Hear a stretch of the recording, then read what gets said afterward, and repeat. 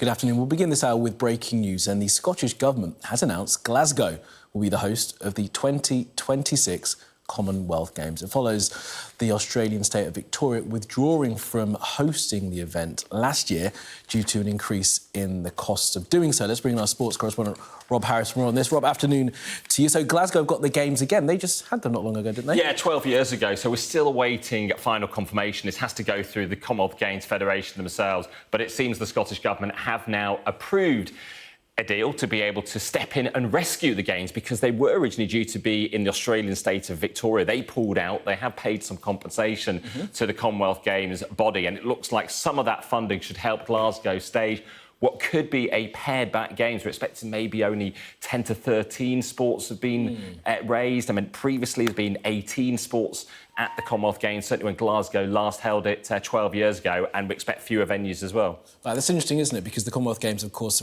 are an event that people, every time they're staged again, people question whether or not they need to keep holding them. And I guess if you're paring them back, if one area has decided it's not going to do it and another one's stepped in, doesn't stand well for their sort of longevity, I guess. Yeah, questions, of course, over the relevancy of an event that started as the British Empire Games in 1930, and this is the second time in recent years a host has pulled out. Durban were due to host it in South Africa in 2018. Then the Gold Coast stepped in Australia.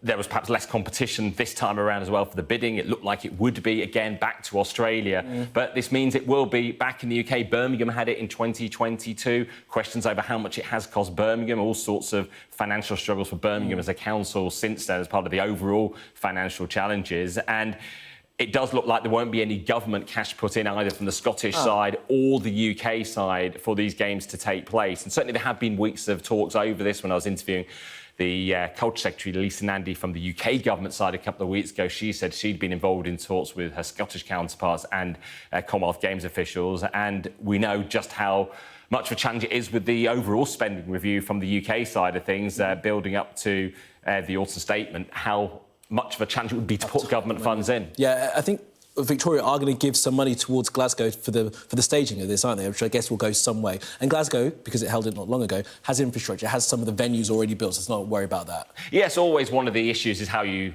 house the athletes, because often, for instance, the Olympics, where I've just been at the Paralympics and the Olympics in Paris, you need a huge athlete village to be able to accommodate them for the couple of weeks. So that'll be one of the things we'll wait to find out the details of, what sort of temporary accommodation is needed. Certainly when I was in Glasgow 2014 for the Games, now 10 years ago, they used Ibrox for rugby, they used Hampden as well for ceremonies. So, yes, as it stands now, it looks like Glasgow will be getting the Commonwealth Games again 10 years after it last staged it. Third time in the last decade it would be in the UK, having seen it in Birmingham previously.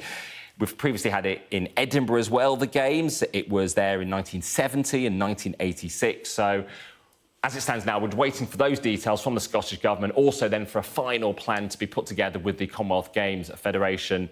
Huge operation, 74 members of the Commonwealth Games Federation, so quite an event. And obviously an opportunity, unlike at the Olympics, where the UK competes as Team GB, all the separate components compete, so England, Wales, Scotland, Northern Ireland, Channel Islands all have their own team, so a chance for more athletes, but how many sports, which sports exactly will be in it, we'll wait to find out.